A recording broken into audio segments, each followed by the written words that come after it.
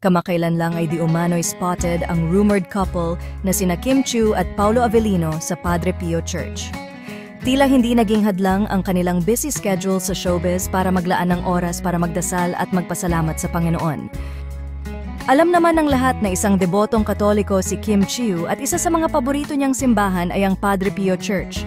Hindi nakataka-taka kung bakit di umano'y naisama niya si Paulo sa ganitong mahalagang aktibidad.